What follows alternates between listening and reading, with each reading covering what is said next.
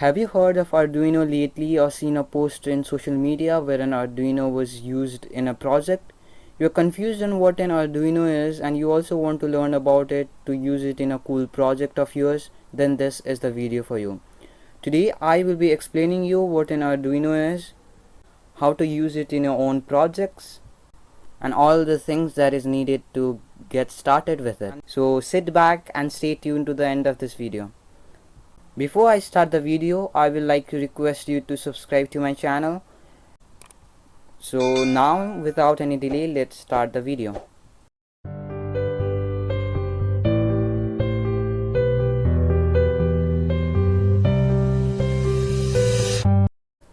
What are Arduinos?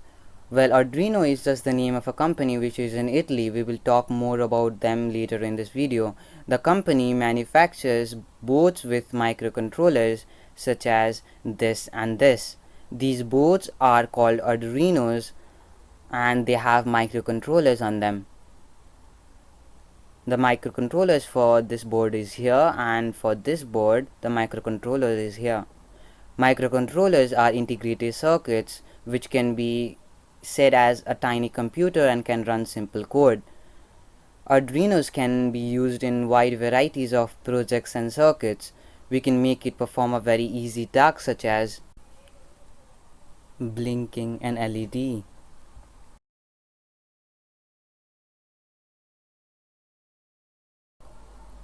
or rotating a servo. After you know to program an Arduino and connect electrical components to it, then you could build cool stuff. Literally, there are thousands of projects you could build with Arduino. Some of them are shown here, you could have a look at it. The word Arduino comes from a company which is in Italy. The company Arduino was founded in 2005 by Massimo Banzi. The company Arduino designs, manufactures and supports electronic devices and software, allowing people around the world to easily access advanced technologies that interact with the physical world. The company designs single board microcontrollers and microcontrollers kit for building digital devices. Arduinos are used by millions of people from around the world, from hobbyists to students to engineers. Here we have our Arduino board. The name of this board is Arduino Uno R3. This is the most popular board from the boards produced by the company. The company produces a lot of different boards. Some of them are shown here. This is the Arduino Uno, which is the most popular and widely used development board. It is the most popular choice as it is very cheap to buy and easy to learn and use. This is the Arduino Nano. Though it has fewer functionalities than other boards, it is quite popular and is widely used because of its small size and cheap price. It is Arduino Uno but in a small form factor. It is breadboard friendly as well, which is really great. This is the Arduino Mega, which is one of the biggest board produced by the company. It has a lot of I/O pins and has a bigger and more capable processor.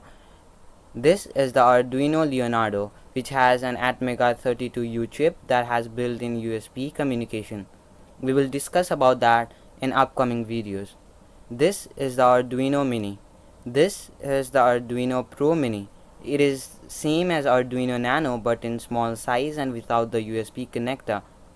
This is the Arduino Micro, which is same as Arduino Leonardo but in a small size.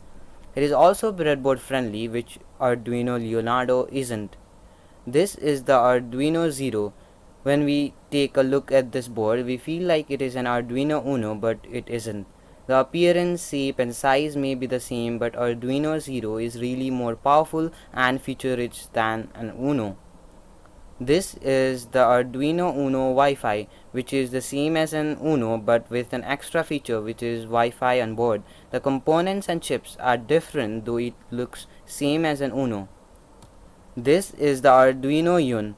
It is a great board for a project which is related to the Internet of Things. It has Ethernet and Wi-Fi capabilities and has a Linux system. It uses the same processor as Arduino Leonardo but with an additional feature, which is an Atheros AR9331. There are many factors which makes one Arduino board differ from another one. Some of the factors are listed down here. The first one is the speed of the processor. The second one is the number of I/O pins. The third one is the storage available. Fourth one is the dimension, and fifth one is the power consumption. If you want to buy an Arduino Uno R3 board, then you will find two types of board.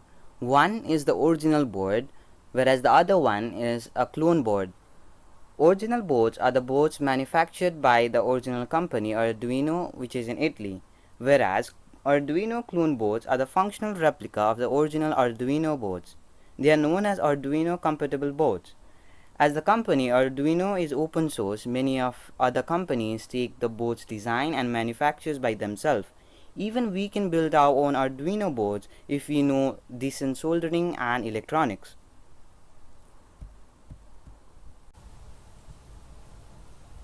Buying a Arduino Uno clone board is really cheap. Here it's selling for $7.29. Here it's selling for $5.50. Here it's selling for $8. Here it's selling for $7. And wait for the crazy part, the board has Wi-Fi. That's really great. Here it's selling for $9. Here 3 pieces of Arduino Uno R3 clone board are selling for $23. That's a great deal. Here it's selling for $6.42. And if you still think that $5 or $6 are expensive for you, then you could buy a used Arduino board for $1.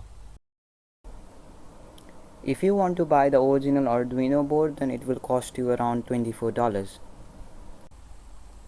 Let's take a tour of an Arduino Uno board and get to know more about the components of which the board is made up of.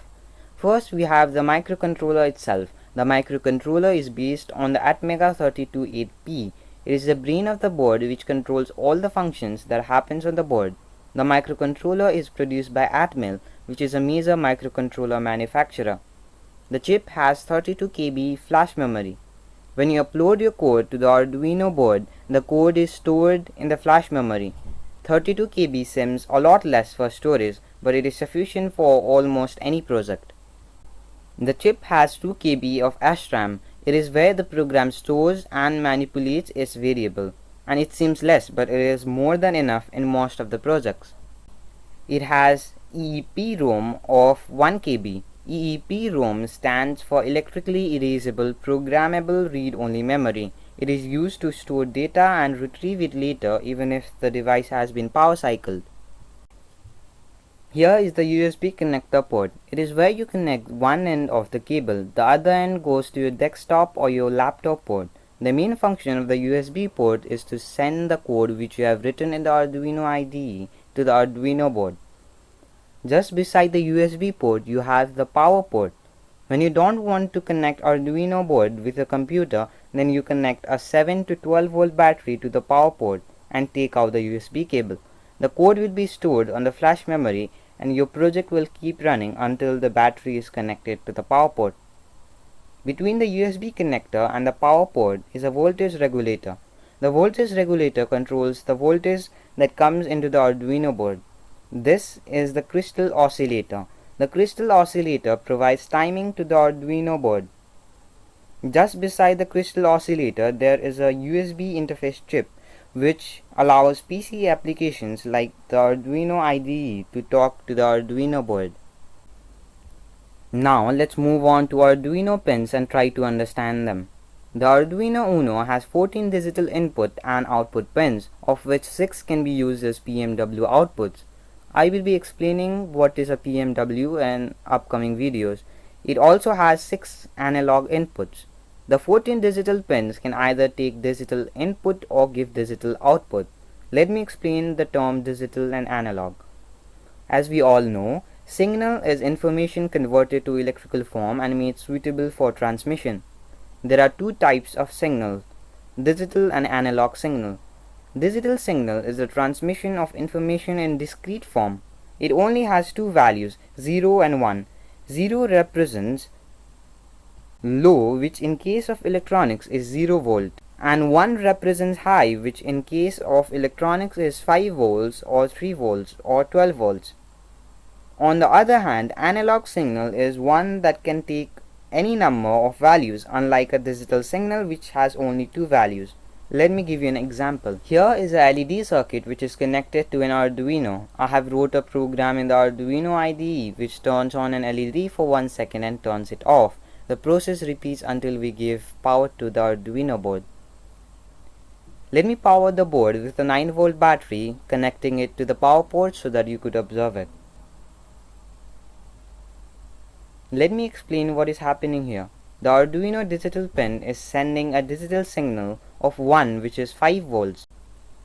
The digital pin is connected to the anode of the LED and the cathode to the negative of the Arduino. When there is 5 volt at the digital pin, the electrons flow through the resistor, through the LED and to the digital pin, which causes the LED to light up. After 1 second, when it gives 0 as output, then no electrons flow, as it is sending 0 and 0 is 0 volt, and when there is no voltage, no current flows. This process continues as we give power to the Arduino board. So here I have another circuit. I have programmed the Arduino board using the Arduino IDE, which helps us to create a fade effect.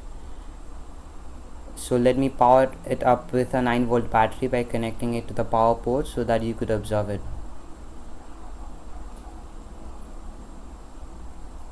As you can see, it is creating a fade effect. The pin which the LED is connected to is dividing the 5 volts into different parts and supplying it to the LED.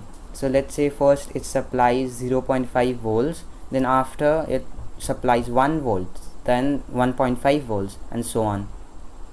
By doing this, the brightness of the LED increases as time passes by, and when it reaches the maximum voltage or the maximum brightness of the LED, it again returns back to 0 volt. Let's talk about the Arduino IDE. The IDE stands for Integrated Development Environment. The Arduino IDE basically is a text editor for writing code.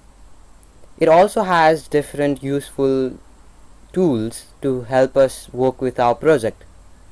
It helps us to connect to the Arduino hardware to upload our program and to communicate with it. Before we start using the Arduino IDE, we first have to download the IDE in our computer. So for downloading the IDE, we head to google.com and search Arduino IDE download, and we hit enter to search. You have to click this link which says www.arduino.cc/software, which will direct you to the Arduino's website, and there will be some links to download the IDE. This is for the Mac, these are for the Linux, and these are for the Windows. The best way to download the IDE for Windows user is from the Microsoft Store. The link for that is here as well in the Arduino IDE's website. You just have to click the link and it will get downloaded in your PC. I have installed the Arduino IDE in my PC and have started it. If you have any trouble in installing the Arduino IDE, then you could comment down below and tell me the problem. I will make sure that I will reply you as soon as possible and help you out. So this is our workspace where we write our code and upload it to our devices. That's it for today. Hope you enjoyed the video and you got some knowledge. There will be a lot of videos on this about tutorials of using the Arduino IDE, writing simple code on the Arduino IDE, how it works.